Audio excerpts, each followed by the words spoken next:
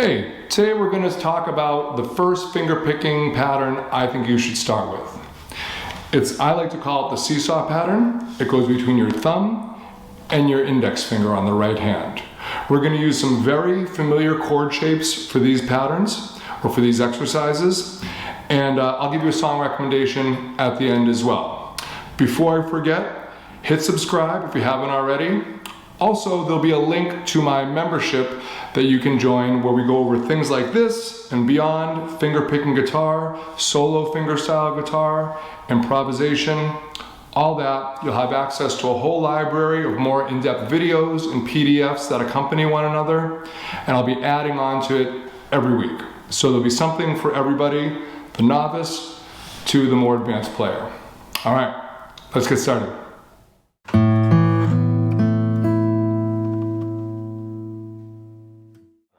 The first chord we're going to use is this G chord, fretted like this. We're just going to have our left hand's third finger on the third fret of the sixth string. Okay? Our thumb is going to play that sixth string on the downbeats. Okay? Now you want to make sure you have these nice and even as best you can. All right? Practice with a metronome. Also go lightly with that thumb. I'm using a thumb pick rather. You don't have to. Check it out. 1, 2, 3, 4.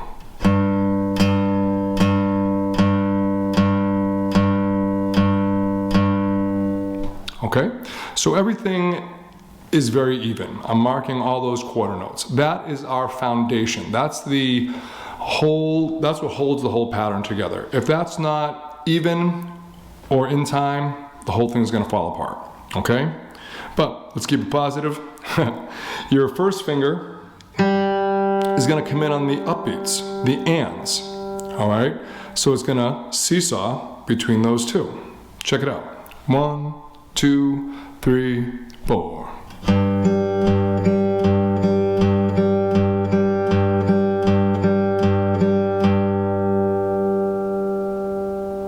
Now let's do the same thing, but on the C chord. So since the root note of the C chord is on the fifth string, that's where our thumb is going to lie. Our first finger is going to stay the same place on that third string open. It'll sound like this. 1, 2, 3, 4.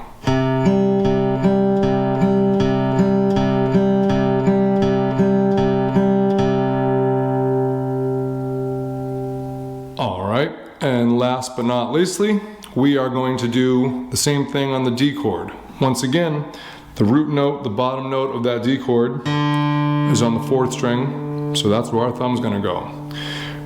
For this one, our index finger is also going to bop up to that second string. Okay? So check it out. 1, 2, 3, 4.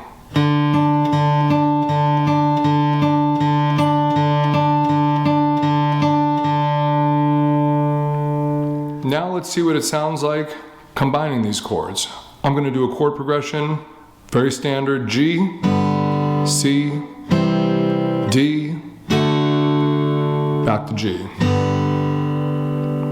All right, let's put it all together. 1, 2, 3, 4.